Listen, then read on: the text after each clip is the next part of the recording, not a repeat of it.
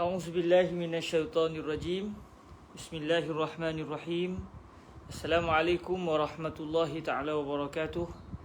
Alhamdulillahi rabbil alamin wassalatu wassalamu ala al-habibil mustafa sayyidina wa maulana Muhammadinil karim wa ala alihi wa itratihi wa ashabihi ajma'in.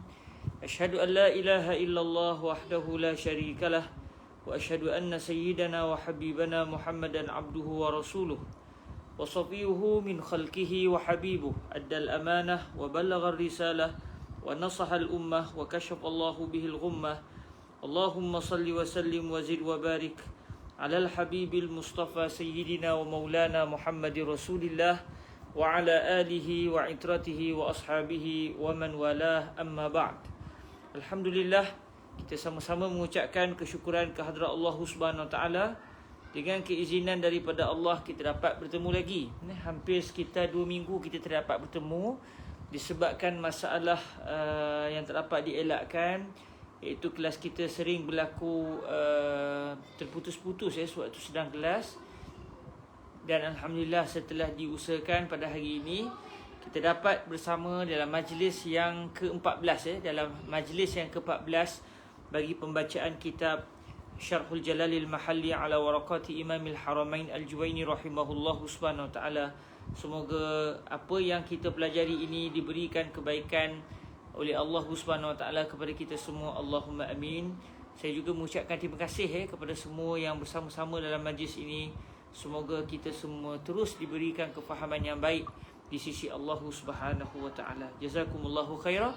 Dan sebagaimana biasa, sebelum kita memulakan pembacaan kitab berserta huraian, marilah sama-sama kita mengulang kaji hafalan kita dalam pertemuan-pertemuan yang sebelum ini dengan begitu lembut, dengan begitu tenang, tanpa ada unsur paksaan. Moga-moga kita belajar dari satu hari ke satu hari, kita dapat memahami isi kandung kitab ini, dan dalam masa yang sama kita juga dapat menghafaz keseluruhan matan Al-Waraqat yang merupakan batu asas kepada mereka yang ingin mengenali ilmu usulul fiqh insya-Allah subhanahu wa ta'ala. Mari sama-sama kita menghadiahkan Al-Fatihah kepada Sayyiduna Al-Imam Imamul Haramain Al-Juwaini, begitu juga kepada Sayyiduna Al-Imam Al-Jalal Al-Mahalli rahimahumallahu subhanahu wa ta'ala. Moga berkat dan moga mereka juga kasih kepada kita atas usaha sedikit daripada kita yang mengembangkan, yang terus membaca kitab-kitab karangan dua orang alim serta para ulama yang lain. Kepada dua orang alim ini dan kepada seluruh para ulama Islam kita dan kepada seluruh umat Rasulullah sallallahu alaihi wasallam, kita hadiahkan Al-Fatihah. A'udzubillahi minasyaitonirrajim. Bismillahirrahmanirrahim. Alhamdulillahi rabbil alamin. Ar-Rahmanir-Rahim. مالك يوم الدين إياك نعبد وإياك نستعين اهدنا الصراط المستقيم صراط الذين أنعمت عليهم غير المغضوب عليهم ولا الضالين آمين. Okay, kita mengulang kembali hafalan matan kita insya-Allah subhanahu wa ta'ala. Bismillahirrahmanirrahim. قال الشيخ الإمام العالم العلامة إمام الحرمين الجويني رحمه الله سبحانه وتعالى. بسم الله الرحمن الرحيم. هذه ورقات تشتمل على معرفة فصول من أصول الفقه، وذلك لفظ مؤلف من جزئين مفردين، أحدهما أصول والآخر الفقه، فالأصل ما بني عليه غيره والفرع ما بني على غيره، والفقه معرفة الأحكام الشرعية التي طريقها الاجتهاد. والأحكام 7: الواجب والمندوب والمباح والمحظور والمكروه والصحيح والباطل.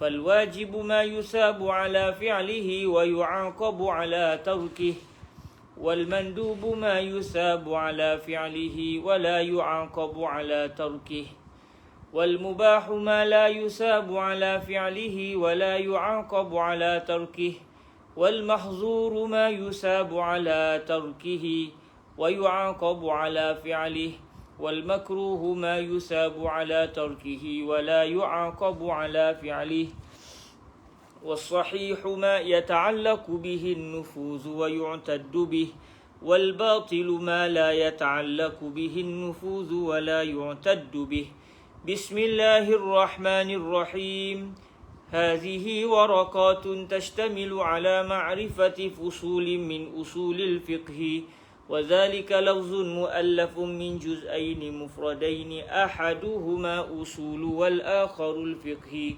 فالأصل ما بني عليه غيره والفرع ما بني على غيره والفقه معرفة الأحكام الشرعية التي طريقها الاجتهاد والأحكام 7 الواجب والمندوب والمباح والمحظور والمكروه والصحيح والباطل. Kita ulang lagi.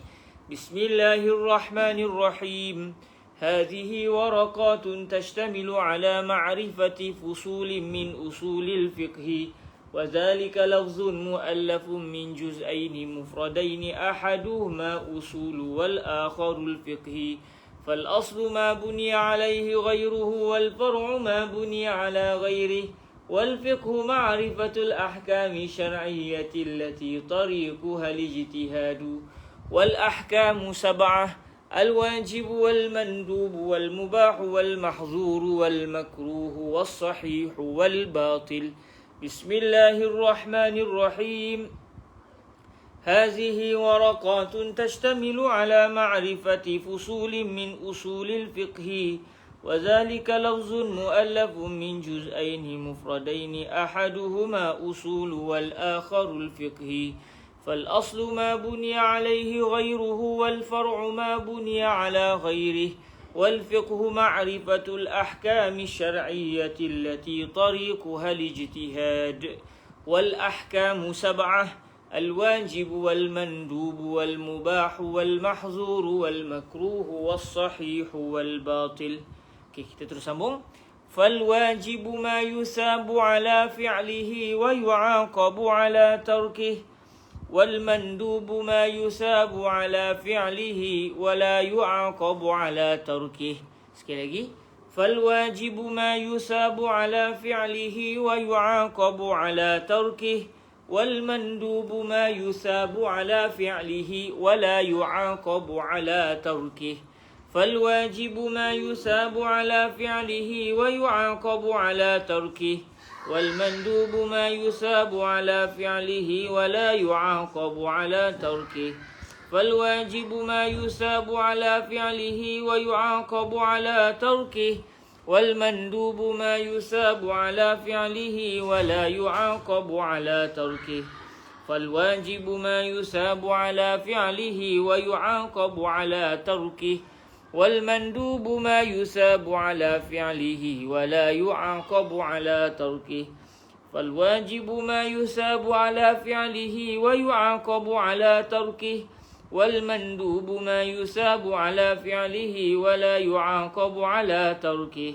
فالواجب ما يثاب على فعله ويعاقب على تركه والمندوب ما يثاب على فعله ولا يعاقب على تركه والمباح ما لا يثاب على فعله ولا يعاقب على تركه والمندوب ما لا يثاب على فعله ولا يعاقب على تركه والمندوب ما لا يثاب على فعله ولا يعاقب على تركه والمندوب ما لا يثاب على فعله ولا يعاقب على تركه والمندوب ما لا يثاب على فعله ولا يعاقب على تركه فالواجب ما يثاب على فعله ويعاقب على تركه والمندوب ما يثاب على فعله ولا يعاقب على تركه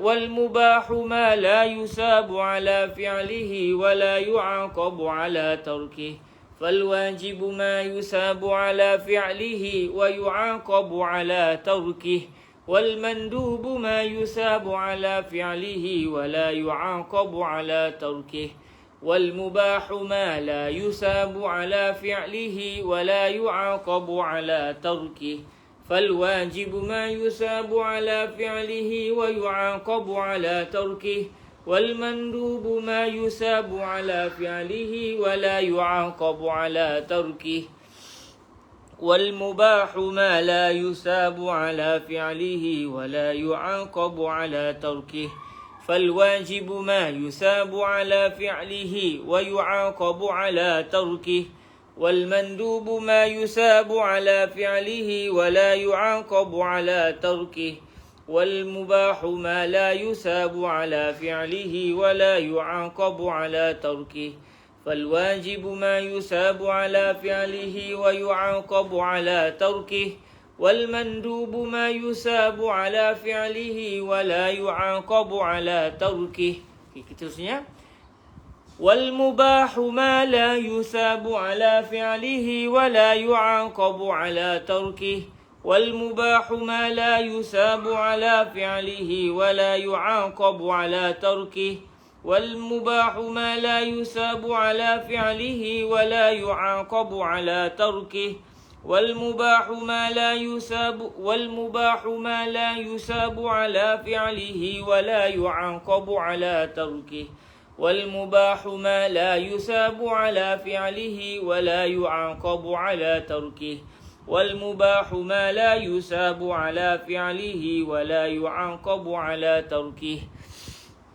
Seterusnya والمحظور ما يثاب على تركه ويعاقب على فعله والمحظور ما يثاب على تركه ويعاقب على فعله والمحظور ما يثاب على تركه ويعاقب على فعله والمحظور ما يثاب على تركه ويعاقب على فعله والمحظور ما يثاب على تركه ويعاقب على فعله والمحظور ما يثاب على تركه ويعاقب على فعله والمحظور ما يثاب على تركه ويعاقب على فعله. Sekali lagi. والمباح ما لا يثاب على فعله ولا يعاقب على تركه والمحظور ما يثاب على تركه ويعاقب على فعله والمحظور ما يثاب على تركه ويعاقب على فعله. Kita ambil pada awal. فالواجب ما يثاب على فعله ويعاقب على تركه والمندوب ما يثاب على فعله ولا يعاقب على تركه والمباح ما لا يثاب على فعله ولا يعاقب على تركه والمحظور ما يثاب على تركه ويعاقب على فعله فالواجب ما يثاب على فعله ويعاقب على تركه والمندوب ما يثاب على فعله ولا يعاقب على تركه والمباح ما لا يثاب على فعله ولا يعاقب على تركه والمحظور ما يثاب على تركه ويعاقب على فعله. Tambah lagi. والمكروه ما يثاب على تركه ولا يعاقب على فعله والمكروه ما يثاب على تركه ولا يعاقب على فعله والمكروه ما يثاب على تركه ولا يعاقب على فعله والمكروه ما يثاب على تركه ولا يعاقب على فعله. Kita ambil start daripada al-wajib. فالواجب ما يثاب على فعله ويعاقب على تركه والمندوب ما يثاب على فعله ولا يعاقب على تركه والمباح ما لا يثاب على فعله ولا يعاقب على تركه والمحظور ما يثاب على تركه ويعاقب على فعله والمكروه ما يثاب على تركه ولا يعاقب على فعله فالواجب ما يثاب على فعله ويعاقب على تركه، والمندوب ما يثاب على فعله ولا يعاقب على تركه، والمحظور ما يثاب على تركه ويعاقب على فعله، والمباح ما لا يثاب على فعله ولا يعاقب على تركه، والمحظور ما يثاب على تركه ويعاقب على فعله، والمكروه ما يثاب على تركه ولا يعاقب على فعله. فالواجب ما يثاب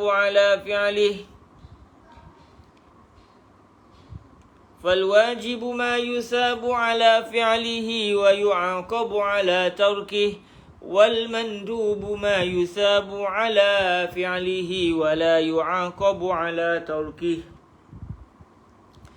والمباح ما لا يثاب على فعله ولا يعاقب على تركه، والمحظور ما يثاب على تركه ويعاقب على فعله، والمكروه ما يثاب على تركه ولا يعاقب على فعله.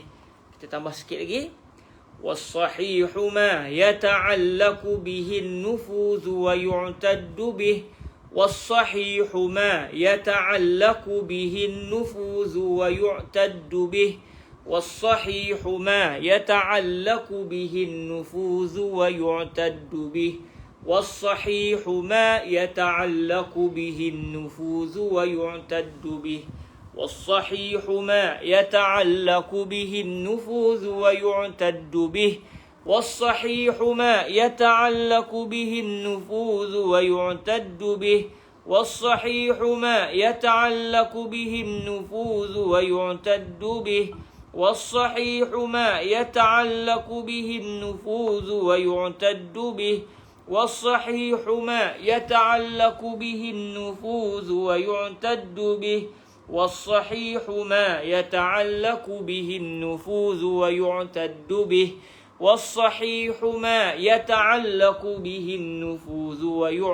به، والصحيح ما يتعلق به النفوذ ويعتد به، والصحيح ما يتعلق به النفوذ ويعتد به، والصحيح ما يتعلق به النفوذ ويعتد به، والصحيح ما يتعلق به النفوذ ويعتد به، والصحيح ما يتعلق به النفوذ ويعتد به، والصحيح ما يتعلق به النفوذ ويعتد به، والصحيح ما يتعلق به النفوذ ويعتد به.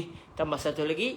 والباطل ما لا يتعلق به النفوذ ولا يعتد به، والباطل ما لا يتعلق به النفوذ ولا يعتد به، والباطل ما لا يتعلق به النفوذ ولا يعتد به، والباطل ما لا يتعلق به النفوذ ولا يعتد به، والباطل ما لا يتعلق به النفوذ ولا يعتد به، والباطل ما لا يتعلق به النفوذ ولا يعتد به، والباطل ما لا يتعلق به النفوذ ولا يعتد به، والباطل ما لا يتعلق به النفوذ ولا يعتد به.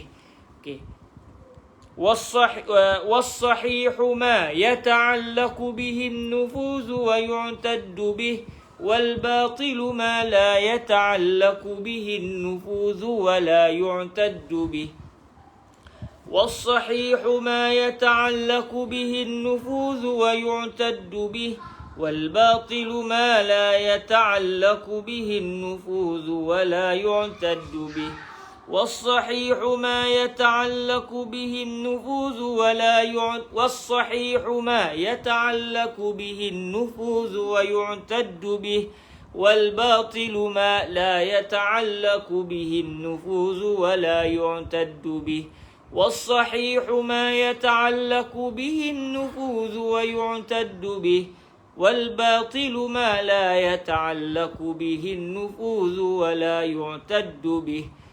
Okay, kita start daripada awal fal wajib.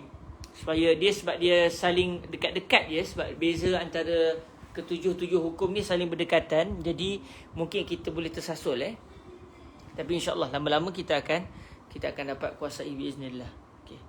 Fal wajibu ma yusabu ala fi'lihi wa yu'aqabu ala tarkihi wal mandubu ma yusabu ala fi'lihi wa la yu'aqabu ala tarkihi wal mubahu ma la yata'allaqu bihi an-nufuz wa la yu'taddu bihi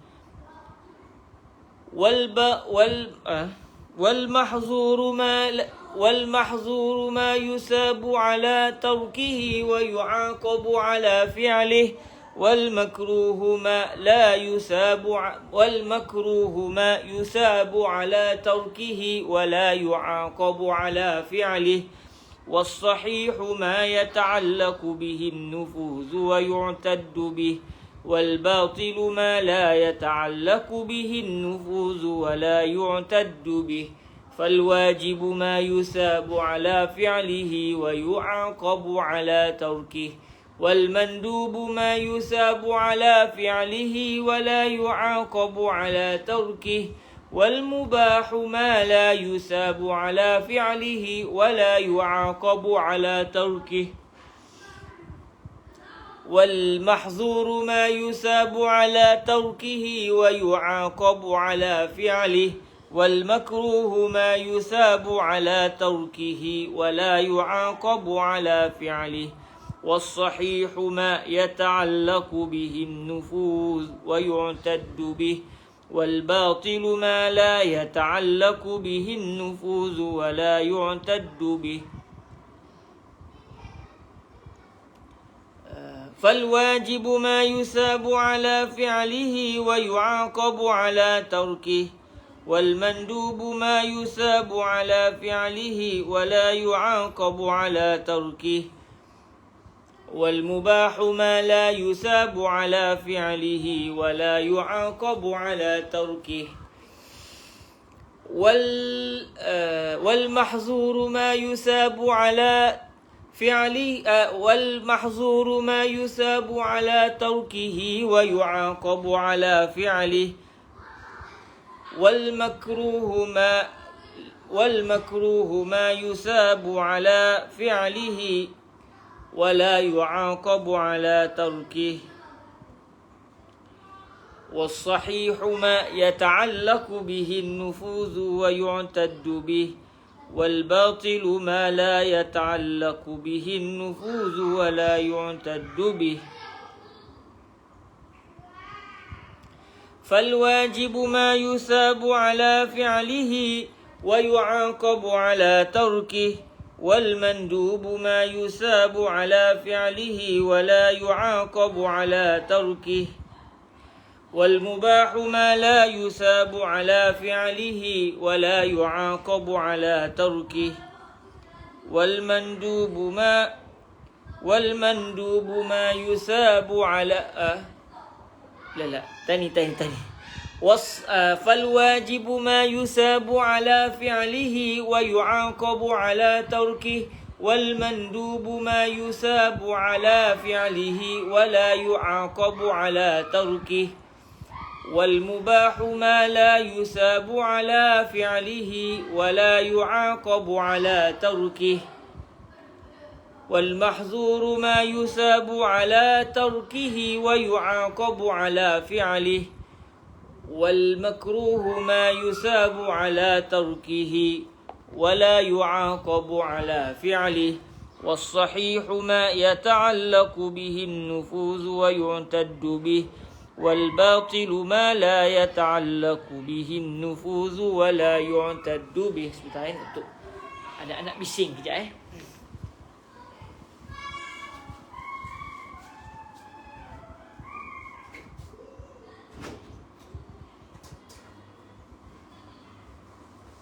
Okey. Dia hafalan kita hari ni agak macam berbelit-belit sikit. Kita punya hafalan kita agak berbelit sedikit hari ni. Sebab apa namanya, matannya tu hampir-hampir sama hampir sama. Jadi saya sendiri pun macam terkalih-kalih tadi Tapi ala kulli hal, insya-Allah moga-moga dengan kita terus dan kita akan faham, moga-moga dia akan lekat kepada hafalan kita. Walaupun saya dah pernah hafal dah sebelum ni, tetapi takdir Allah Taala still ada juga dia punya lupa-lupa sikit tu Okey, kita mula sekali lagi. Fal wajibu ma yusabu ala fi'lihi wa yu'aqabu ala tarkihi wal mandubu ma yusabu ala fi'lihi wa la yu'aqabu ala tarkihi wal mubahu ma la yusabu ala fi'lihi wa la yu'aqabu ala tarkihi wal mahzuru ma yusabu ala tarkihi wa yu'aqabu ala fi'lihi wal makruhu ma yusabu ala tarkihi wa la yu'aqabu ala fi'lihi والصحيح ما يتعلق به النفوذ ويعتد به والباطل ما لا يتعلق به النفوذ ولا يعتد به فالواجب ما يثاب على فعله ويعاقب على تركه والمندوب ما يثاب على فعله ولا يعاقب على تركه والمباح ما لا يثاب على فعله ولا يعاقب على تركه والمحظور ما يثاب على تركه ويعاقب على فعله والمكروه ما يثاب على فعله والمكروه ما يثاب على تركه ولا يعاقب على فعله والصحيح ما يتعلق به النفوذ ويعتد به والباطل ما لا يتعلق به النفوذ ولا يعتد به. Sekali lagi.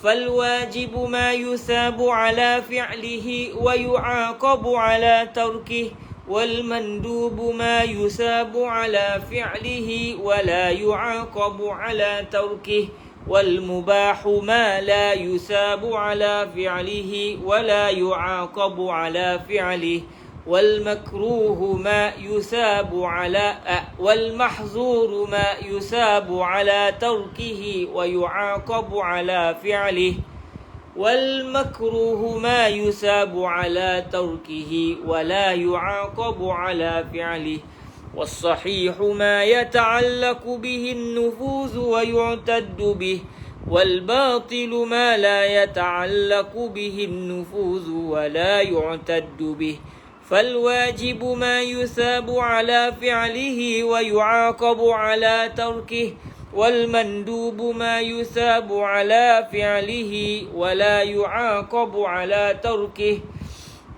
والمباح ما لا يثاب على فعله ولا يعاقب على تركه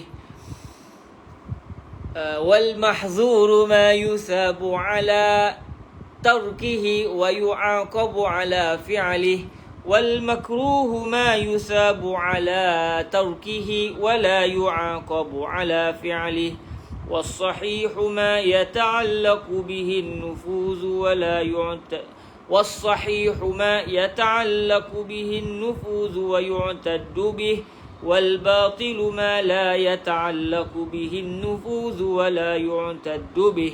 Okey. Asasnya kita dah boleh lekat-lekat sikit. Okey, kita mula daripada awal matan Kita mula daripada awal matan insya-Allah Subhanahu Wa Taala. Okey. Bismillah. Bismillahirrahmanirrahim. هذه ورقات تشتمل على معرفة فصول من أصول الفقه وذلك لفظ مؤلف من جزئين مفردين أحدهما أصول والآخر الفقه فالأصل ما بني عليه غيره والفرع ما بني على غيره والفقه معرفة الأحكام الشرعية التي طريقها الاجتهاد والأحكام سبعة الواجب والمندوب والمباح والمحظور والمكروه والصحيح والباطل. فالواجب ما يثاب على فعله ويعاقب على تركه، والمندوب ما يثاب على فعله ولا يعاقب على تركه، والمباح ما لا يثاب على فعله والمباح ما لا يثاب على فعله ولا يعاقب على تركه، والمحظور ما يثاب على تركه ويعاقب على فعله، والمكروه ما يثاب على تركه ولا يعاقب على فعله، والصحيح ما يتعلق به النفوذ ويعتد به، والباطل ما لا يتعلق به النفوذ ولا يعتد به. Sekali lagi. Dia jadi berbelit semua tapi tak apa, insya-Allah. Lama-lama kita akan boleh kuasai dengan baik, insya-Allah. Okay, kita baca sekali lagi. Okay. Bismillahirrahmanirrahim. Bismillahirrahmanirrahim. هذه ورقات تشتمل على معرفة فصول من أصول الفقه، وذلك لفظ مؤلف من جزئين مفردين، أحدهما أصول والآخر الفقه، فالأصل ما بني عليه غيره، والفرع ما بني على غيره، والفقه معرفة الأحكام الشرعية التي طريقها الاجتهاد. والأحكام 7: الواجب والمندوب والمباح والمحظور والمكروه والصحيح والباطل. فالواجب ما يثاب على فعله ويعاقب على تركه، والمندوب ما يثاب على فعله ولا يعاقب على تركه، والمباح ما لا يثاب على فعله ولا يعاقب على تركه، والمحظور ما يثاب على تركه ويعاقب على فعله، والمكروه ما يثاب على تركه ولا يعاقب على فعله، والصحيح ما يتعلق به النفوذ ويعتد به، والباطل ما لا يتعلق به النفوذ ولا يعتد به. Alhamdulillah, syukur pada Allah SWT. Moga-moga kita terus diberikan kekuatan untuk dapat menghafaz matan Al-Waraqat karangan Imamul Haramain Al-Juwaini, yang dianggap kitab ini dianggap ataupun matan Al-Waraqat ini dianggap sebagai batu asas kepada mereka yang ingin mengenali ilmu usulul fiqh. Okey, insya-Allah hari ini kita akan menyambung huraian berkenaan dengan matan yang berbunyi wal mubahu ma la yusabu ala fi'lihi wa la yu'aqabu ala tarkihi. Kita akan masuk kepada perbuatan yang ketiga dari sudut pembahagian perbuatan yang berkait dengan hukum hakam. Sebarang perbuatan yang berkait dengan hukum hakam dia akan terbahagi, kalau ikut dalam matan Al-Waraqat ini, terbahagi kepada 7 bahagian.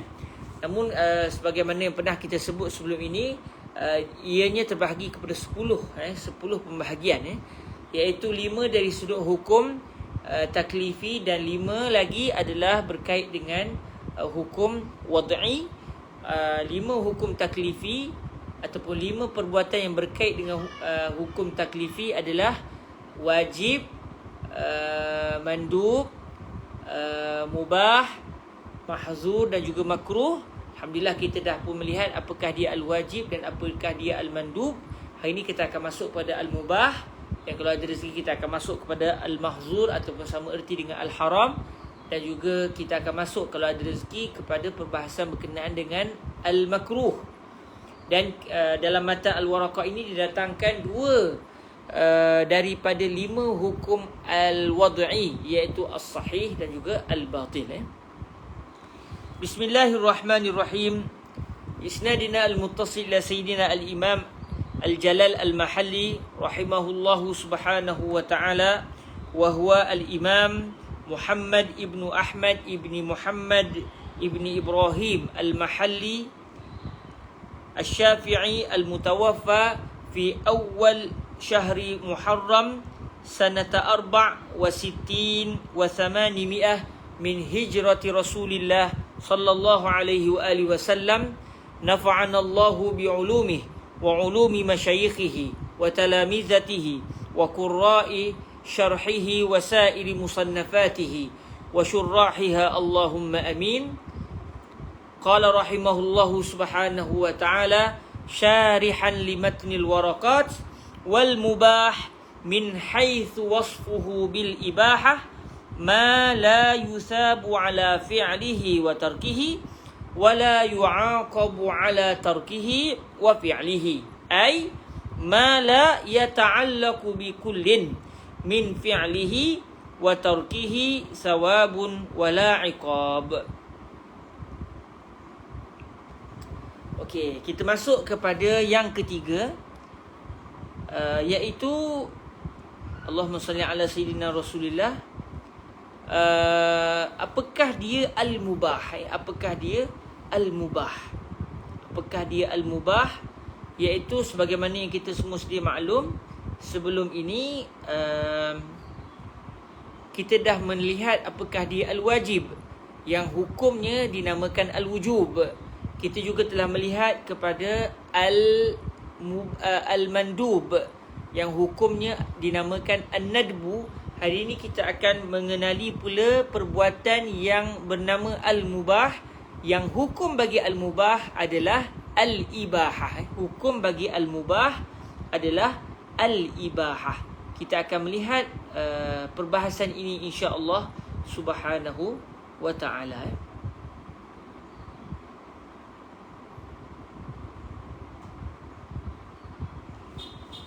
Okey, kita lihat di sini Imam Al-Mahalli ketika menghuraikan matan yang berbunyi wal mubah ma la yusabu ala fi'lihi wa la yu'aqabu ala tarkihi, kata beliau wal mubah iaitu perbuatan yang namanya al-mubah. Orang Melayu kita sebut harus. Cuma harus kita berbeza dengan harus. Kadang-kadang dari segi penggunaannya harus kadang-kadang bermaksud mesti, kamu harus pergi, contoh kamu mesti pergi. Tapi harus yang kita maksudkan di sini iaitu perbuatan yang kalau dibuat pun tidak berpahala dan juga tidak berdosa.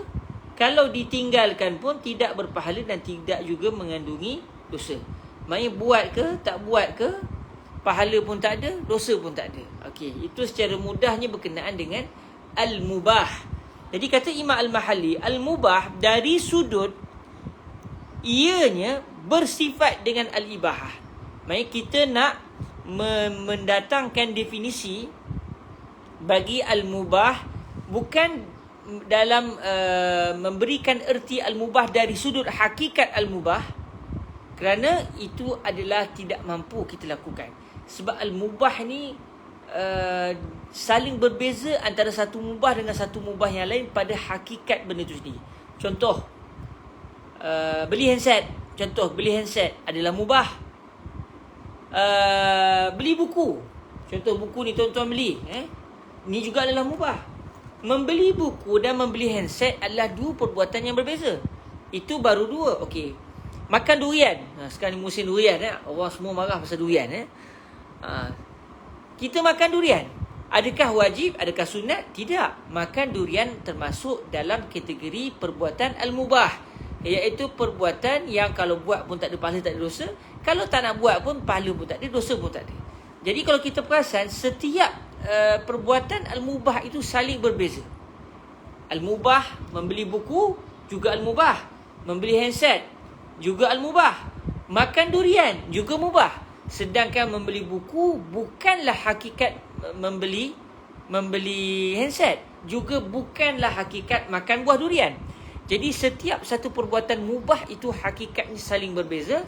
Maka disebabkan al-mubah itu berbeza dari segi hakikat antara satu mubah dengan satu mubah yang lain, maka tidak mampu untuk kita mendatangkan definisi al-mubah melihat dari sudut hakikat al-mubah itu sendiri.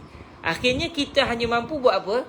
Kita hanya mampu memberikan definisi al-mubah dari sudut yang tertentu. Bukan dari sudut hakikat al-mubah, tetapi dari sudut apakah kadar kesepakatan yang dimiliki oleh setiap mubah yang berbeza-beza ini. Sebab tu disebut di sini wal mubah min haitsu wasfuhu bil ibahah. Al-mubah, definisi al-mubah dari sudut. Maksudnya kita hanya melihat dari satu skop. Dari skop apa dia? Dari satu sudut, iaitu sudut perbuatan yang namanya al-mubah ini, dia telah bersifat dengan al-ibahah, iaitu dia telah diikat dengan satu perbuatan yang hukum itu, dia telah diikat bukan dengan satu perbuatan, dia telah diikat dengan satu hukum. Sebab al-mubah itu sendiri adalah perbuatan. Jadi al-mubah yang merupakan perbuatan ini telah diikat dengan satu hukum. Hukum itu namanya al-ibahah. Jadi kalau melihat dari sudut ini, iaitu dari sudut ada satu perbuatan yang dia diikat dengan hukum yang namanya al-ibahah. Okey, perbuatan itu apakah dia?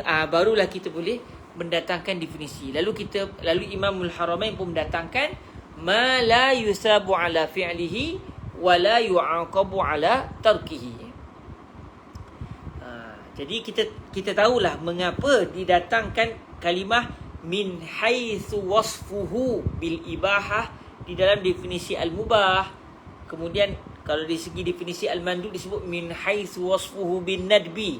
Kalau pada definisi al-wajib disebut min haitsu wasfuhu bil wujubi. Kita pun tahu, ini rupanya sebab Imam Al-Haramain, ini rupanya sebab Imam Al-Jalal Al-Mahalli mendatangkan huraian yang berbunyi min haitsu wasfuhu. Rupa-rupanya kerana untuk kita mendatangkan definisi al-mubah dari sudut al-mubah itu sendiri tak mampu. Kerana setiap al-mubah itu saling berbeza-beza dari sudut hakikatnya. Begitu juga al-wajib, begitu juga al-mandub.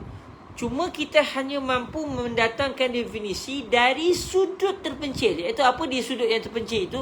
Dari sudut ianya merupakan satu perbuatan yang diikat dengan satu hukum. Yang hukum itu pula bernama al-ibahah. Jadi tuan-tuan pun tahulah, al-ibahah adalah merupakan hukum. Manakala al-mubah adalah perbuatan yang berkait dengan hukum tersebut. Jadi hukumnya bernama al-ibahah, manakala perbuatannya pula bernama al-mubah. Ataupun boleh juga disebut al-jaiz. Perbuatan itu juga boleh disebut al-jaiz. Al-jaiz. Cuma kalau kita sebut al-jaiz, kita akan kata hukum bagi al-jaiz adalah al-jawaz. Al-jawaz. Jadi sama ada kita sebut al-jaiz, lalu hukumnya kita sebut al-jawaz, atau kita sebut al-mubah, lalu hukumnya dipanggil al-ibahah. Maknanya al-jawaz dengan al-ibahah sama erti. Begitu juga al-mubah dan juga al-jaiz sama erti. Al-jaiz sama erti dengan al-mubah, al-ibahah pula sama erti dengan al-jawaz. Alhamdulillah. Jadi dari sudut al-mubah merupakan perbuatan yang berkait, yang sudah terikat dengan hukum yang namanya al-ibahah. Maka dari sudut ini kita pun menyatakan al-mubah adalah ma la yusabu ala fi'lihi wa tarkihi. Apa sahaja. Apa sahaja. Maksudnya apa sahaja perbuatan. Apa sahaja perbuatan. Sebab al-mubah dia adalah perbuatan. Dia bukannya objek. Jadi macam buku ni, kita tak kata hadzal kitab mubah, hadzal kitabu mubah. Kita tak kata kitab ini adalah mubah, sebab kitab bukan perbuatan. Tetapi kita kata qiraatu hadzal kitab mubah. Membaca buku ini adalah mubah. Dan kalau kita niat kerana Allah, kita akan perbuatan membaca buku ini akan naik ke darjat sunat. Sebab kita melakukan perbuatan mencari keridhaan Allah Subhanahu Wa Taala. Tapi pada asalnya membaca buku itu tidaklah wajib, tidaklah sunat. Dia adalah merupakan perbuatan yang mubah, ataupun jaiz. Iaitu kalau dibuat, pahala pun tak dapat, dosa pun tak dapat. Kalau ditinggalkan pun pahala pun tak dapat, dosa pun tidak dapat. Maknanya perbuatan yang tidak langsung mengandungi erti dosa atau pahala. Ma la yusabu ala fi'lihi wa tarkihi. Maksudnya ma ayyu fi'lin. Ma di sini kita boleh kata ayyu fi'lin, apa sahaja perbuatan, apa sahaja perbuatan. Ma la yusabu, apa sahaja perbuatan yang tidak diberikan pahala, ala fi'lihi, atas sebab melakukan perbuatan tersebut. Maksudnya apa sahaja perbuatan yang kalau kita melakukan perbuatan tersebut kita tidak diberikan pahala, watarkihi ni ma'tuf, atau dia berkait rapat dengan kalimah fi'lihi. Maksud dia perbuatan itu tidak diberikan pahala atas sebab dilakukan perbuatan itu atau ditinggalkan perbuatan tersebut. Kita buat ke, kita tinggalkan ke perbuatan tu, sama ada kita lakukan atau kita tinggalkan, tetap tidak mempunyai sebarang konsep pahala. Tidak akan diberikan pahala kerana melakukan perbuatan tersebut, tidak juga diberikan pahala kerana meninggalkan perbuatan tersebut. Kemudian sambungannya lagi, wala yu'aqabu ala tarkihi.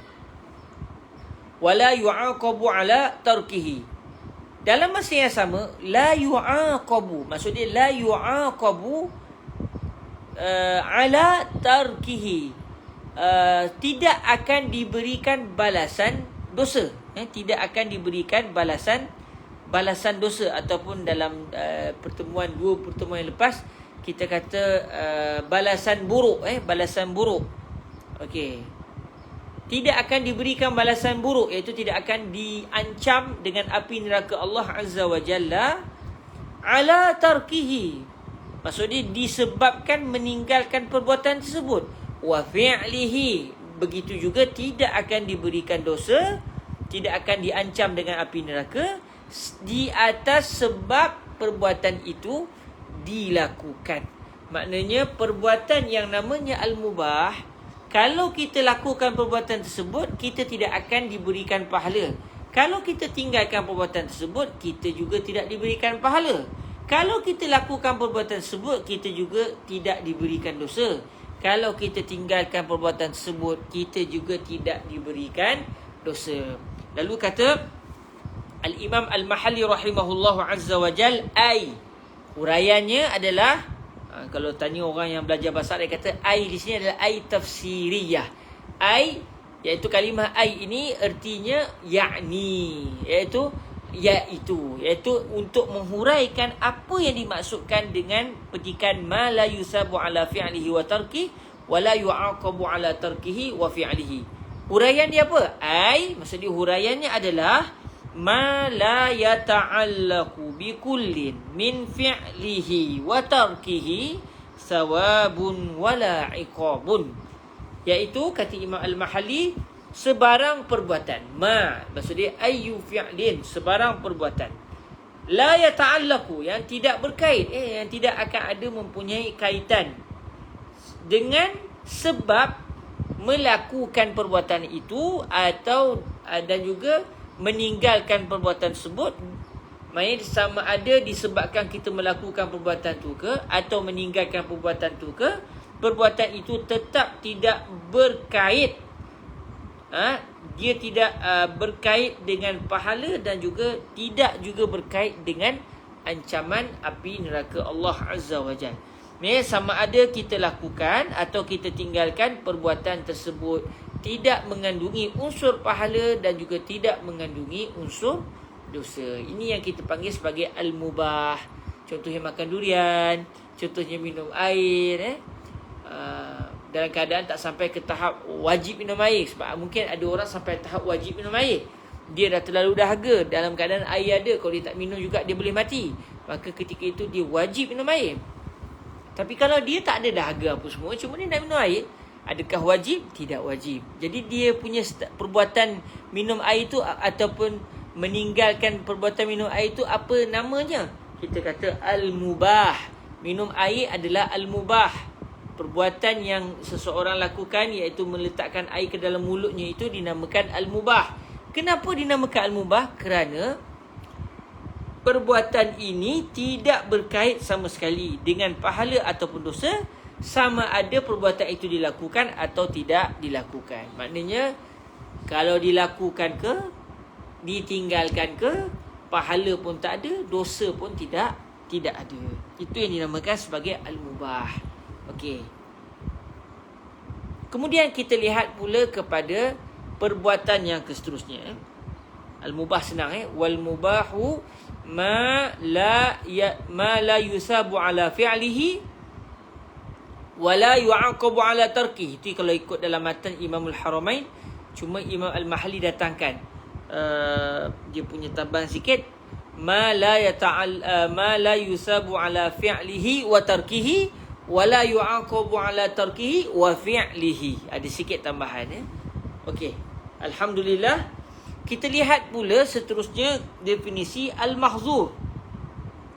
Kata Imamul Haramain Al-Juwaini, wal mahzuru ma yusabu ala tarkihi wa yu'aqabu ala fi'lihi. Itu matannya Okey, lalu Imam Al-Mahalli menghuraikan matan ini dengan menyatakan wal mahzuru min haitsu wasfuhu bil hazri ay al-hurmati.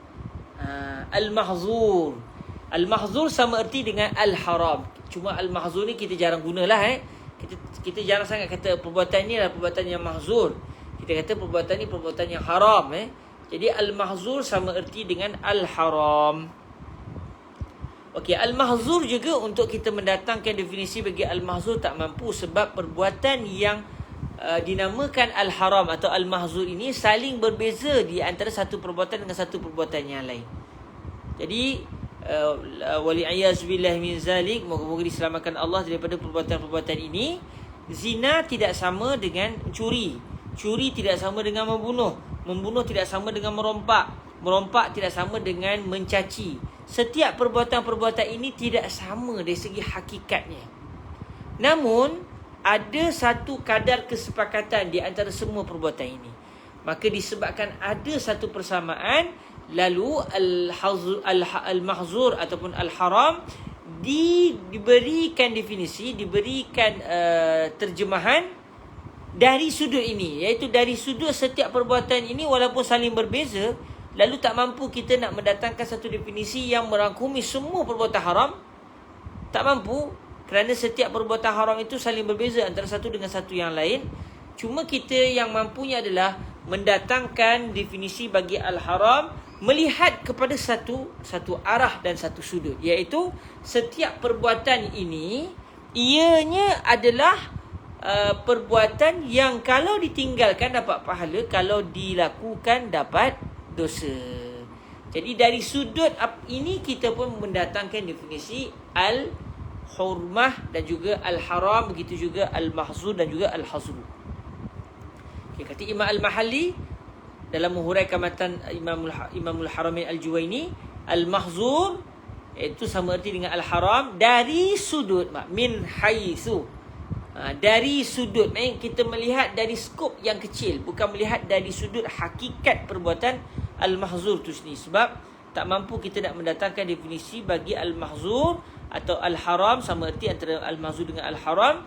Tak mampu kita nak datangkan definisi dari sudut makna hakikat al-haram tu sendiri. Tak mampu, kerana perbuatan al-haram saling berbeza antara satu sama lain dari sudut hakikatnya. Jadi yang kita mampunya adalah dari sudut perbuatan ini bersifat dengan al-hazru. Maksud bersifat dengan al-hazru, dia berkait dengan hukum yang namanya al-hazru. Dia berkait dengan hukum yang namanya al-hazru. Jadi perbuatan itu namanya haram. Hukum perbuatan haram apa dia? Al-hazru ataupun al-hurmah. Sebab apa? Al-mahzur sama erti dengan al-haram. Maka hukum bagi al-hazru hukum bagi al-mahzur iaitu al-hazru sama erti dengan al-hurmah. Sebab al-hurmah dan juga al-hazru sama erti. Begitu juga al-haram dengan al-mahzur sama erti. Jadi hukum bagi al-mahzur ataupun hukum bagi al-haram adalah al-hurmah atau al-hazru. Sama erti. Sebab tu Imam Al-Mahalli sebut ai al-hurmah. Ai iaitu huraian ataupun erti al-hazru adalah al-hurmah. Okey. Dari sudut ini, iaitu dari sudut perbuatan al-hazru, perbuatan yang namanya al-mahzur ataupun al-haram ini, ianya berkait atau bersifat dengan al-hazru. Okey, dari sudut ini apakah dia terjemahan bagi al-hazru? Apakah terjemahan bagi al-mahzur? Lalu kata Imam Al-Mahalli dalam menghuraikan matan Imam Al-Haramain Al-Juwaini, kata beliau, ma yusabu ala tarkihi imtisala. Apa sahaja perbuatan yang diberikan pahala atas sebab tarkihi. Maksud dia tarki hazal fi'l. Apa sahaja perbuatan. Ma, maksud dia ayyu fi'lin. Apa sahaja perbuatan yang diberikan pahala atas sebab perbuatan itu ditinggalkan. Imtisala. Imtisalan, maksud di sini imtisalan li amrillahi ta'ala. Ini yang dimaksudkan dengan imtisala. Maksud dia imtisalan li amrillahi subhanahu wa ta'ala. Okey. Jadi sesuatu perbuatan yang namanya al-mahzur atau al-haram, walaupun Imam Al-Haramain kata sebarang perbuatan yang diberikan pahala sekiranya ditinggalkan perbuatan tersebut, Imam Al-Mahalli datangkan satu lagi kalimah, imtithala. Maksud dia dalam keadaan perbuatan itu ditinggalkan kerana melakukan suruhan Allah Azza wa Jal. Ini maksud imtithala. Maknanya perbuatan al-haram ataupun al-mahzur, dia adalah perbuatan yang kalau ditinggalkan dapat pahala. Secara mutlak ke? Tidak. Bila dapat pahala? Kalau orang yang meninggalkan perbuatan tersebut meninggalkan perbuatan itu atas dasar kerana menuruti perintah Allah Subhanahu wa ta'ala. Okey, kita ambil satu contoh mudah. Orang Melayu kita geli benar kalau menengok babi tapi itulah wali'azubillah min zalik, moga kita semua selamat Orang Melayu kata-kata geli makan babi, tapi ada juga yang minum arak. Minum arak tak geli pula, sedangkan kedua-duanya adalah perbuatan yang haram. Okey. Jadi secara rata-ratanya orang Melayu kita tinggalkan, orang Islam tinggalkan makan daging babi. Soalan, kenapa setiap seorang di kalangan kita meninggalkan perbuatan tersebut? Kenapa dia tak makan daging babi? Kalau orang tanya kepada kita, kamu makan daging babi? Saya kata tak adalah nak makan daging babi. Kenapa tak nak makan daging babi? Kita telah meninggalkan satu perbuatan yang akan dapat pahala kalau ditinggalkan. Okey, tapi atas dasar syarat mesti kerana menurut perintah Allah. Jadi kalau ada seseorang ditanya, kenapa kamu tak makan babi? Dia kata, saya geli lah tengok babi. Atau dia kata, secara saintifiknya, babi ni ada cacing yang tidak boleh mati walaupun dibakar pada suhu yang tinggi. Kalau suhu tinggi biasa-biasa, cacing tu tak mati. Jadi ini membahayakan kesihatan. Jadi saya tak nak makan babi. Itu sahaja ke sebabnya? Dia kata itu sahaja sebabnya. Maknanya dia meninggalkan perbuatan tersebut bukan atas dasar kerana ini arahan Allah, tapi dia meninggalkan perbuatan tersebut atas dasar kerana ini adalah tuntutan sains. Atau dia geli, maknanya dia saya tak mampu, saya geli. Dia meninggalkan perbuatan tersebut kerana tabiat dia tidak dapat menerima untuk makan daging babi. Jadi ketika itu, walaupun dia tidak berdosa, dia tak dosa kalau dia meninggalkan perbuatan haram bukan kerana Allah. Dia tinggalkan makan babi sebab dia geli contohnya, atau dia tinggalkan makan babi atas dasar sains. Lalu dia pun meninggalkanlah perbuatan yang namanya makan babi tadi. Berdosakah dia? Dia tidak berdosa. Dapat pahalakah dia? Okey, soalannya, adakah dia dapat pahala? Kalau ikut matan Imam Al-Haramain semata-mata, Imam Al-Haramain kata perbuatan yang haram adalah sebarang perbuatan kalau ditinggalkan dapat pahala. Lalu Imam Al-Mahalli datangkan satu kalimah imtithalan. Imtithalan ni nampak je satu kalimah, tapi pada hakikatnya sangat penting. Kerana Imam Al-Mahalli nak bagi tahu sebenarnya kalam Imam Al-Haramain bukan secara umumnya. Sebab kalau kita baca matan Imam Al-Haramain semata-mata, wal mahzuru ma yusabu ala tarkihi, perbuatan al-mahzur ataupun al-haram adalah sebarang perbuatan yang diberikan pahala atas dasar meninggalkan perbuatan tersebut. Siapa tinggalkan perbuatan yang namanya haram, dia dapat pahala. Imam Al-Mahalli kata bukan itu maksud Imam Al-Haramain. Sebenarnya yang Imam Haramain inginkan adalah dia akan dapat pahala kalau dia tinggalkan perbuatan itu kerana Allah Azza wa Jalla. Maknanya contoh isu makan babi tadi, rata-rata kita gelilah. Tengok muka kita geli dah. Walaupun tabiat kita tak nak makan, sebab itu adalah satu perbuatan yang menggelikan bagi kita orang Islam. Tapi dalam masa yang sama, kalau kita nakkan pahala, kita kena selitkan bahawa Allah tak bagi saya makan daging babi yang pertama. Kedua, saya geli. Yang ketiga, sains membuktikan. Ikutlah apa alasan pun tak kisah lepas tu. Tapi kalau nak dapat pahala, kena ada dalam perasaan kita tujuan tinggalkan perbuatan yang namanya haram tadi adalah kerana Allah Subhanahu Wa Taala tidak izinkan. Maka sebab itulah kata Imam Al-Mahalli dalam menghuraikan matan Al-Waraqat, kata beliau, wal hazru min haitsu wasfuhu bil hazri ay al hurmah ma yusabu ala tarkihim tisala, sebarang perbuatan yang diberikan pahala atas dasar meninggalkan perbuatan tadi, atas sebab meninggalkan perbuatan tadi kerana menuruti perintah Allah Subhanahu wa Taala. Jadi tahulah kita, maknanya kalau nak dapat pahala tergolek ni tuan-tuan, niatlah aku tinggalkan semua benda yang diharamkan oleh Allah Subhanahu wa Taala, aku takkan buat. Kita niat gitu, kita dapat pahala. Pahala tak ada nak buat apa. Pahala hanya disebabkan kita letakkan, pasakkan dalam hati kita, perbuatan itu kalau haram aku akan tinggalkan. Kenapa? Kerana Allah Ta'ala menyuruhnya. Jadi orang Islam ni banyak pahala dia kalau dia pandai.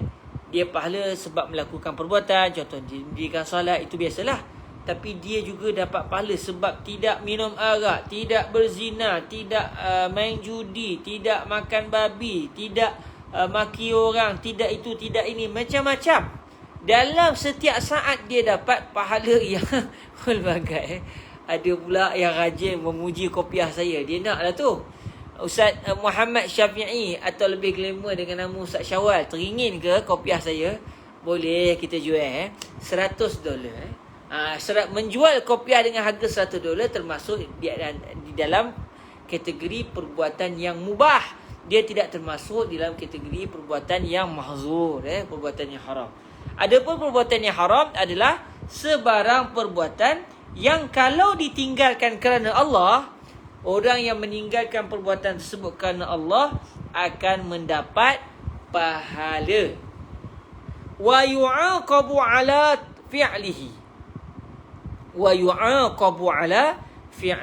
Tapi dalam masa yang sama, perbuatan al-mahzur ini akan diberikan balasan buruk, iaitu siksaan api neraka atas dasar melakukan perbuatan tersebut. Maknanya kalau perbuatan itu dilakukan oleh seseorang, wali'aizbillah, moga Allah selamatkan kita semua daripada melakukan sebarang perbuatan yang haram. Allahumma amin. Allahumma ja'alna minal mahfuzin. Ya Allah, jadikan kami di kalangan mereka yang dijaga oleh Allah Subhanahu Wa Taala daripada melakukan perbuatan yang dibenci oleh Allah Subhanahu Wa Taala. Allahumma amin.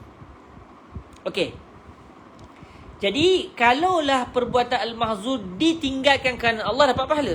Kalau ditinggalkan bukan kerana Allah, dia tidak berdosa, tapi dia rugi sebab tak dapat pahala.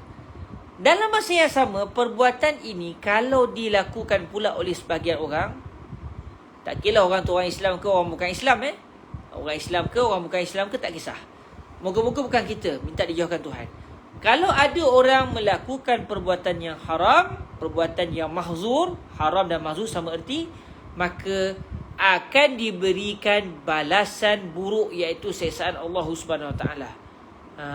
Jadi maknanya tahulah kita perbuatan haram ini dibuat dapat dosa, ditinggalkan dapat pahala bila diniatkan kerana Allah. Tapi kalau ditinggalkan bukan kerana Allah tapi dengan sebab-sebab yang lain, dia tidak berdosa, tetapi dia kerugian dari sudut pahala. Dia kerugian dari sudut pahala.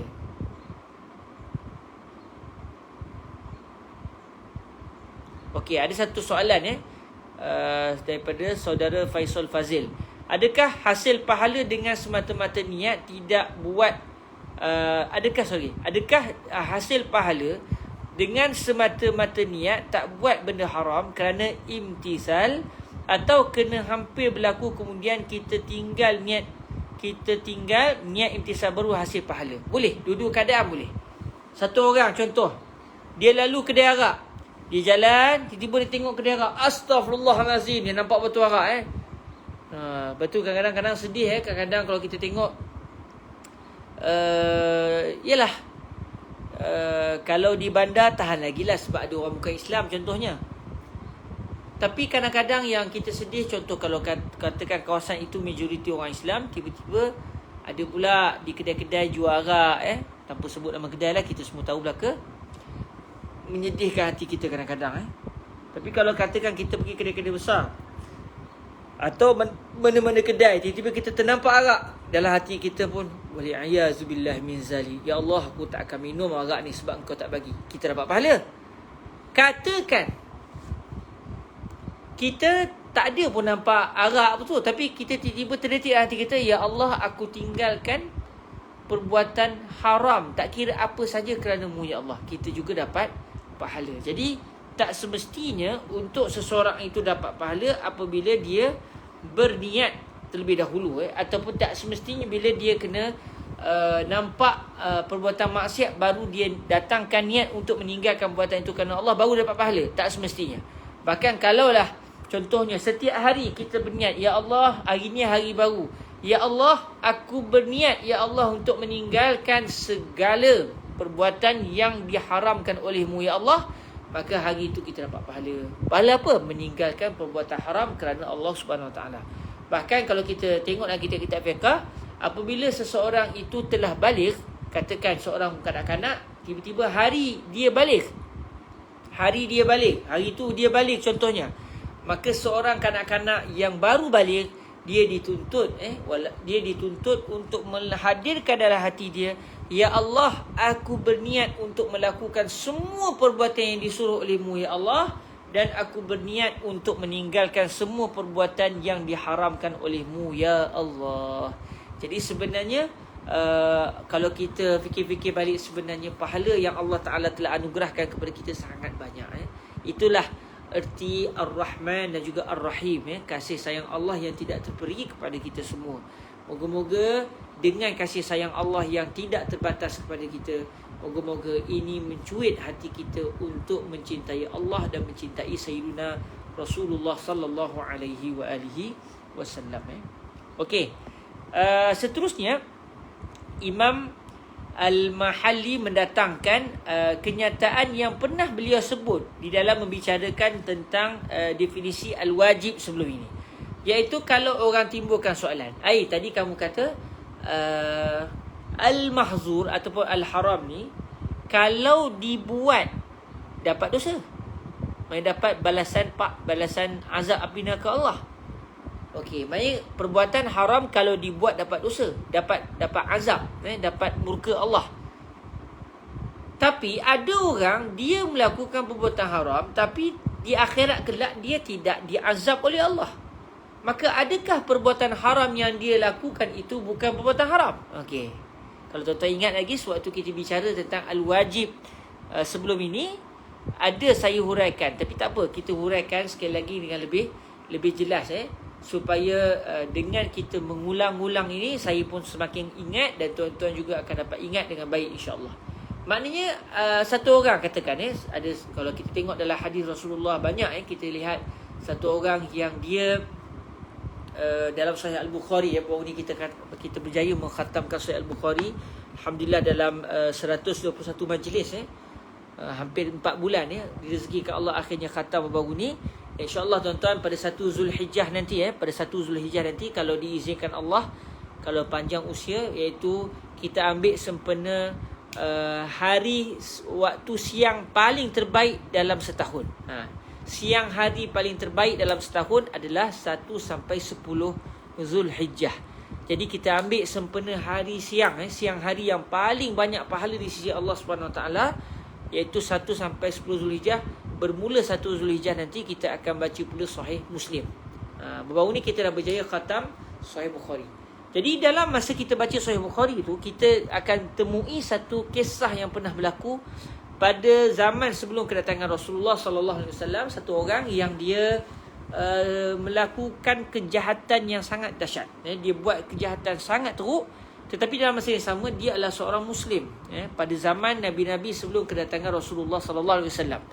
Akhirnya sewaktu dia hampir mati, sewaktu nyawanya sudah semakin hampir dan dia pun dapat rasa mungkin dia sakit dan sebagainya, dia pesan pada anak-anak dia, sekiranya saya sudah mati nanti, maka kamu bakarlah jasad saya. Bakarlah jasad ayah. Selepas dibakar, kisarlah jasad ayah. Hendaklah dibakar. Bukan takat dibakar jadi abu. Tumbuk-tumbuk bila dah jadi abu tu, bila dah jadi arang tu, diketuk, dipecah-pecahkan sampai jadi debu. Kemudian bukan itu saja, sebahagian debu tolong dicampakkan ke laut. Sebahagian debu lagi kamu lepaskan sewaktu angin kencang sedang bertiup di mana-mana tempat. Maknanya dia nak supaya seluruh jasadnya bertebaran di atas muka bumi, sama ada di laut dan di dataran, di daratan, dan tidak dikebumikan di satu tempat. Dia nak begitu. Dia orang Islam, dia dah jahat. Dia dah jahat. Tapi dalam masa yang sama, dia minta pula anak-anak dia melakukan satu perbuatan yang bercanggah dengan syariat pula, iaitu tidak dikebumikan berdasarkan syariat. Dalam masa yang sama, anak-anak pun ikut juga perintah si ayah. 3 kali kejahatan. Masih hidup jahat, masa mati buat satu perbuatan maksiat. Dalam masa yang sama, si anak laksanakan pula wasiat yang tak betul tadi. Bila benda itu berlaku, Nabi SAW menceritakan kepada kita. Dalam hadis Sahih Bukhari disebut kisah yang Nabi ceritakan ini. Nabi cerita apa yang akan Allah tanya kepada orang ini di akhirat kelak. Bila sampai waktu akhirat, Allah Ta'ala kumpulkan balik semua debu-debu dia tadi. Debu yang dah bertebar tak tahulah merata tadi. Allah kumpulkan semula debu-debu itu dan Allah hidupkan kembali orang tadi. Si Muslim yang jahat, yang meminta supaya jasadnya dibakar, lalu dihancur leburkan dan dicampakkan ke laut, sebahagian dicampak ke kawasan berangin, sebahagian yang lain. Allah tanya dia, kenapa kamu lakukan perbuatan ini? Dia kata, ya Allah, aku lakukan perbuatan ini kerana aku takut kepadamu, ya Allah. Dia kata, aku buat ni sebab aku takut padamu, ya Allah. Sebab aku sangat takut kepadamu, aku harap moga-moga dengan jasadku yang sudah bertebaran ini, moga-moga tidak dikumpulkan olehmu. Dalam keadaan dia tahu Allah Ta'ala maha berkuasa, dia tahu Allah Ta'ala boleh kumpulkan balik. Sebab kata guru kami Fadilatul Syekh Jamal bin Farouk Ad-Daqa Al-Hasani, waktu pernah beliau menghuraikan hadis ini, kata beliau, kalau lelaki ini beranggapan Allah tak mampu, dia telah terkeluar dari agama Islam. Maksudnya dia tahu Allah Ta'ala berkuasa atas segala-galanya, tapi dia buat tu dengan harapan moga-moga Allah tidak himpunkan. Maknanya kalau jasad seketul, lagilah ada peluang untuk dihidupkan semula. Tetapi kalau sudah jasadnya bertebaran, mana tahu kalau Allah tidak mahu menghidupkan semula. Dia harapnya begitu. Dia harap moga-moga jasadnya yang sudah bertebaran itu tidak akan dihimpunkan semula oleh Allah, walaupun dia tahu Allah boleh himpunkan semula. Dan akhirnya Allah memang akan himpunkan dia dan kita semua di hari kebangkitan nanti. Bila Allah tanya, kenapa kamu buat begini? Dia kata, ya Allah, aku buat perkara ini kerana aku sangat takut kepadamu, kerana ketakutanku kepadamu. Lalu Allah mengampunkan dosa-dosanya, lalu dia dimasukkan ke dalam syurga. Subhanallah. Hadis-hadis seperti ini dia memberikan kepada kita satu nafas sebenarnya, satu perasaan, ya Allah, Moga-moga sebagaimana lelaki ini disayangi olehmu, maka janganlah kami pula yang dibenci olehmu. Kita harapkan, ya Allah, janganlah kami yang setiap hari berusaha menjadi hamba yang terbaik, walaupun kami sedar kami banyak kesilapan, jangan pula kami lebih malang daripada lelaki ini, ya Allah. Jadi hadis-hadis seperti ini dia menyebabkan kita semakin kuat perasaan cinta dan juga harap kita kepada Allah Subhanahu Wa Taala. Baik. Jadi lelaki ini telah melakukan perbuatan maksiat. Maksudnya dia telah, dalam hadis tak disebut apa yang dia lakukan, atau mungkin disebut tapi saya tidak menjumpainya lagi. Secara kasarnya dia telah melakukan maksiat yang pelbagai. Yang jelas-jelasnya dia telah meminta supaya jasadnya dibakar dan tidak dikebumikan sebagaimana jenazah orang Islam yang lain. Maksudnya dia dah buat maksiat. Macam-macam lah perbuatan maksiat dia. Antaranya minta supaya jasadnya dibakar. Ia adalah satu perbuatan maksiat. Kalau kita tengok definisi maksiat, definisi perbuatan haram adalah apa sahaja perbuatan yang diberikan pahala kalau ditinggalkan kerana Allah, dalam masa yang sama akan diberikan balasan buruk, iaitu azab api neraka Allah kalau dilakukan. Orang ini telah melakukan satu perbuatan yang berdosa, iaitu meminta jasadnya dibakar. Baik, kalau ikut definisi perbuatan maksiat, perbuatan haram, dia hendaklah dibakar dalam api neraka Allah. Tapi realiti yang berlaku di akhirat kelak, dia tidak dibakar pula oleh Allah SWT. Jadi adakah ini bermaksud membakar jasad lelaki tadi adalah perbuatan yang tidak haram kerana tidak diberikan balasan buruk ke atas pelakunya?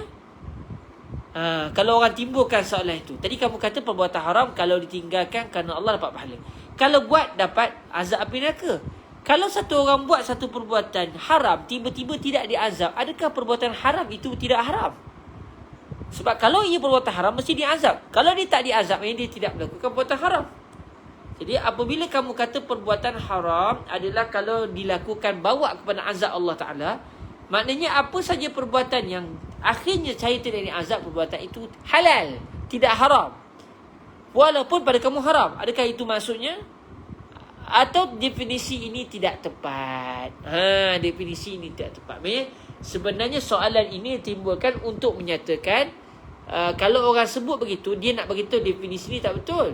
Sebab kalau ikut definisi ini semata-mata, orang yang melakukan perbuatan dosa mesti diazab dalam api neraka.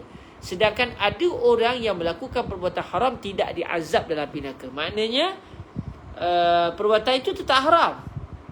Bukanlah perbuatan haram tu bagi kita haram, bagi dia tak haram. Tak, bagi kita haram, bagi dia pun haram. Maknanya dia telah melakukan perbuatan haram. Maknanya dia memang itu perbuatan haram, tetapi dia tidak diazab. Sedangkan definisi ini menyatakan perbuatan haram membawa kepada azab api neraka kalau dilakukan. Maknanya seakan-akan soalan ini ditimbulkan tujuannya untuk menyatakan definisi yang didatangkan oleh Imamul Haramain tidak betul, atau tidak tepat.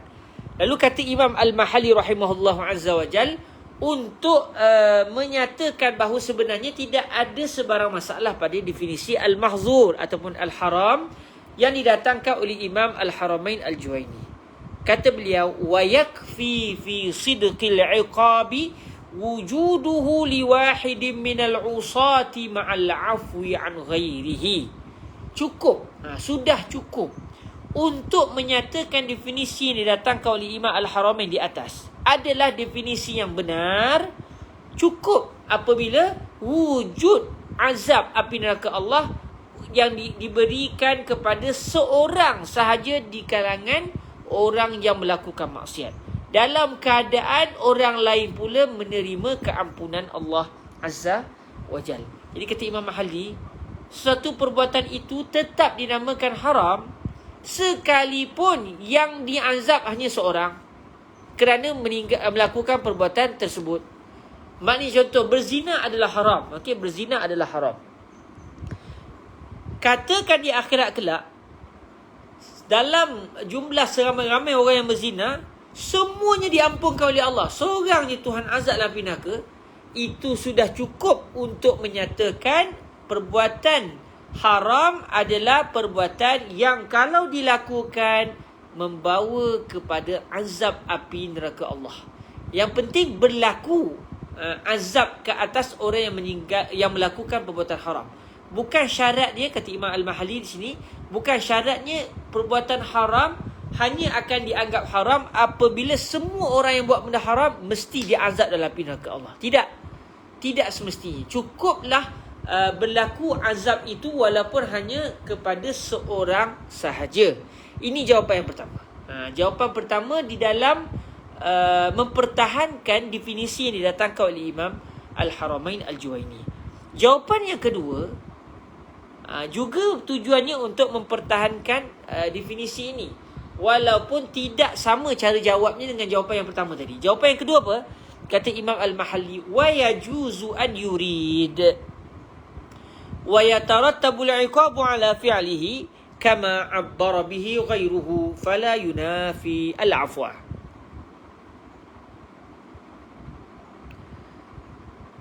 Boleh juga kalau kita nak datangkan jawapan yang kedua, tak ada masalah, untuk mempertahankan definisi al-haram atau al-mahzur yang datangkan oleh Imam Al-Haramain. Boleh juga sekiranya beliau menginginkan, beliau yurid wa yajuzu an yurid, boleh juga secara akalnya tidak menjadi satu perkara yang mustahil. Tidak mustahil secara akalnya untuk Imam Al-Haramain ketika mendatangkan definisi al-mahzur, iaitu dalam ucapan beliau yang berbunyi ma yusabu ala tarkihi wa yu'aqabu ala fi'lihi. Mungkin beliau ketika mendatangkan definisi ini, beliau bermaksud dengan ayat wa yu'aqabu ala fi'lihi, maksud beliau wa yatarattabul iqabu ala fi'lihi. Maknanya beliau maksudkan dalam patah perkataan wa yu'aqabu, bukan wa yu'aqabu fi'lan. Sebaliknya beliau maksudkan dengan wa yu'aqabu, mungkin boleh jadi Imam Al-Haramain sebenarnya ingin menyatakan maksud wa yu'aqab adalah wa yatarattabul iqab. Wa yatarattabul iqabu ala fi'lihi. Maksud wa yu'aqab bukan maksud dia mesti berlaku azab itu secara realiti. Sebaliknya maksud wa yu'aqab akan diberikan balasan api neraka, maksudnya adalah berhak mendapat azab api neraka. Jadi ada beza di antara orang yang mesti dapat api neraka dengan orang yang layak untuk dapat api neraka. Maksudnya kalau ikut jawapan yang kedua ini, maksud perbuatan haram adalah sebarang perbuatan kalau ditinggalkan kerana Allah dapat pahala. Kalau dilakukan, maka pelakunya layak, berhak untuk diazab dalam api neraka. Jadi kalau diampunkan semua orang yang meninggalkan perbuatan, kalau diampunkan semua orang yang melakukan perbuatan haram sekalipun, berdasarkan jawapan yang kedua, tidak ada masalah dengan definisi Imam Al-Haramain tersebut. Kerana berdasarkan jawapan yang kedua, maksud wa yu'aqab adalah wa yatarattabul iqab. Apa maksud wa yatarattabul iqab? Orang yang melakukan itu layak dan berhak untuk diazab. Maksudnya dia sangat layak. Dia sangat berhak untuk diazab. Sama ada di akhirat kelak, walaupun dia dah layak untuk diazab, akan diazab secara realiti atau tidak, itu terserah kepada Allah. Kalau Allah nak ampunkan, selesai.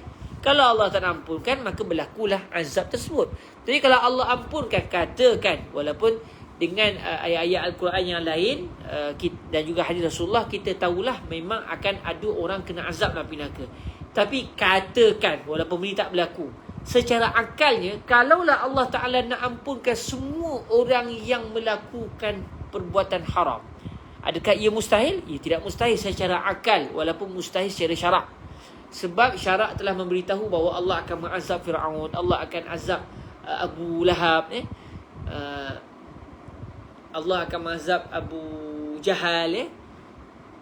Dengan firman Allah dan juga sabdaan Nabi, kita tahu bahawa beberapa individu ini contohnya akan memang realiti akan diazab. Jadi dalam ilmu akidah kita akan belajar ada benda mustahil secara adat, ada benda mustahil secara syariat.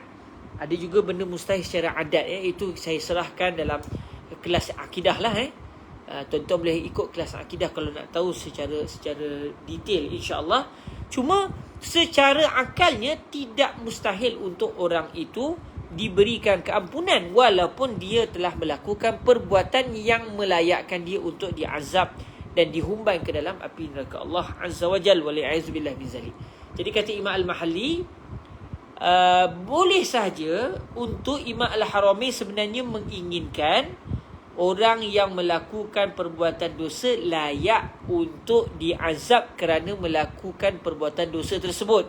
Kama abbara bihi ghairuhu, sebagaimana orang lain, orang selain beliau dalam kitab-kitab mereka, ada ulama-ulama lain ketika mendatangkan definisi al-mahzur, mereka sebut bukan wa yu'aqabu ala fi'lihi, mereka sebut wa yatarattabul iqabu ala fi'lihi. Disebut dengan jelas-jelas bahawa perbuatan haram adalah perbuatan yang kalau dilakukan maka ianya melayakkan orang yang melakukan perbuatan haram untuk diazab ke dalam api neraka. Jadi sebagaimana yang telah digunakan atau ditulis oleh orang selain Imam Al-Haramain. Jadi berdasarkan jawapan yang kedua ini, fala yunafil afwa, jawapan yang kedua ini juga akan menyatakan bahawa ia tidak bercanggah sama sekali dengan keampunan. Maknanya definisi al-mahzur atau definisi al-haram yang didatangkan oleh Imam Haramain berdasarkan jawapan kedua tadi juga tidak akan bercanggah dengan keampunan yang diberikan oleh Allah kepada pelaku perbuatan haram. Sebab kalau ikut secara kasar ataupun secara literal, definisi Imam Al-Haramain bagi al-haram akan menunjukkan bahawa tak akan ada orang yang diampunkan oleh Allah sedangkan mereka dahulu melakukan perbuatan haram. Sebab perbuatan haram adalah perbuatan yang kalau dibuat membawa kepada azab api neraka Allah. Mereka tak diampun. Tetapi berdasarkan jawapan yang pertama juga dengan jawapan yang kedua tadi, ini akan menjadikan definisi Imam Haramain tidak bertembung dengan keampunan Allah Subhanahu Wa Taala. Sebab kalau ikut jawapan yang pertama, kalau Allah nak ampun, Allah boleh ampunkan, tetapi akan ada seorang yang kena azab. Kerana yang penting perbuatan dosa itu pelakunya walau seorang akan diazab. Ikut jawapan pertama. Kalau ikut jawapan yang kedua pula, kalau Allah ampunkan semua sekalipun orang yang melakukan perbuatan yang haram, kalau diampunkan dosa mereka semuanya sekalipun, tidak akan berlaku pertentangan di antara definisi al-mahzur yang didatangkan oleh Imam Al-Haramain juga tidak akan bertembung definisi Imam Haramain dengan keampunan oleh Allah Subhanahu wa Ta'ala. Alhamdulillah. Selesailah sudah kita membicarakan berkenaan dengan al-mubah dan juga al-mahzur. Dan kita sudah alhamdulillah direzekikan Allah Subhanahu wa Ta'ala dengan dua definisi hari ini. Saya ingat kau sempat dengan al-makruh, rupanya tak sempat. Tapi tak apa, walaupun tak sempat, moga-moga Allah Subhanahu Wa Taala memberikan lagi peluang untuk kita dapat mengulang kaji lagi kitab ini pada minggu hadapan. Alhamdulillah hari ini tak terputus pun kelas kita. Walaupun sebelum ni kadang-kadang terputus-putus. Alhamdulillah selesai masalahnya. Dan moga-moga direzekikan Allah Subhanahu Wa Taala dengan kebaikan. Sebelum kita tutup tuan-tuan, mari kita ulang sekali lagi matan yang telah kita hafal. Tadi kita dah ulang pada peringkat awal.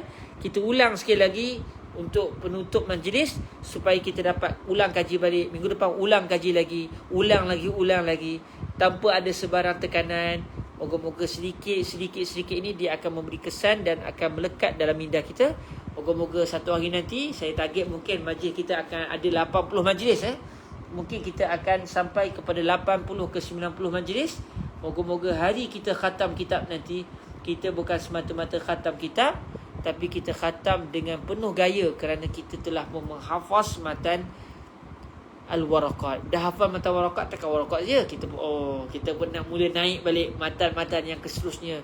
Kita nak hafal pula Jam'ul Jawami', kita nak hafal pula Minhajul Usul ila Ilmil Usul, kita nak hafal pula Al-Mukhtasar Ibn Al-Hajib, biar ilmu usul fiqh ini sebati dalam jiwa kita, insya-Allah Subhanahu wa Ta'ala. Kita ulang balik matan daripada awal. Moga-moga ianya diberikan kebaikan kepada Allah Subhanahu wa Ta'ala buat tuan-tuan dan juga buat diri saya sendiri, insya-Allah. Okey. Bismillahirrahmanirrahim. هذه ورقات تشتمل على معرفة فصول من أصول الفقه، وذلك لفظ مؤلف من جزئين مفردين، أحدهما أصول والآخر الفقه، فالأصل ما بني عليه غيره، والفرع ما بني على غيره. والفقه معرفة الأحكام الشرعية التي طريقها الاجتهاد. والأحكام 7: الواجب والمندوب والمباح والمحظور والمكروه والصحيح والباطل. فالواجب ما يثاب على فعله ويعاقب على تركه، والمندوب ما يثاب على فعله ولا يعاقب على تركه، والمباح ما لا يثاب على فعله ولا يعاقب على تركه، والمحظور ما يثاب على تركه ويعاقب على فعله، والمكروه ما يثاب على تركه ولا يعاقب على فعله، والصحيح ما يتعلق به النفوذ ويعتد به، والباطل ما لا يتعلق به النفوذ ولا يعتد به. Walhamdulillahirabbil alamin. InsyaAllah minggu hadapan kita akan sambung lagi dalam majlis-majlis seterusnya dalam mengenali ilmu ini. Ilmu ni tak susah tuan-tuan. Ilmu ni sangat senang. Dia berkait dengan akal kita, dengan fitrah kita, dan kita dipandu dengan maklumat-maklumat baru yang akan menyebabkan kita akan semakin memandang kewibawaan para ulama fiqh, para fuqaha di dalam usaha keras mereka mencari hukum hakam Allah Subhanahu Wa Taala di sebalik dalil-dalil syarak. Biiznillah Subhanahu Wa Taala kita tangguhkan majlis kita dengan salawat Sayyidina Al-Imam Asy-Syafi'i radhiyallahu taala anhu wa ardahu serta kafarah majlis biiznillah Subhanahu Wa Taala. اللهم صل أفضل صلاة على أسعد مخلوقاتك سيدنا محمد وعلى آله وصحبه وسلم عدد معلوماتك ومداد كلماتك كلما ذكرك الذاكرون وغفل عن ذكره الغافلون. اللهم صل أفضل صلاة على أسعد مخلوقاتك سيدنا محمد وعلى آله وصحبه وسلم عدد معلوماتك ومداد كلماتك كلما ذكرك الذاكرون وغفل عن ذكره الغافلون.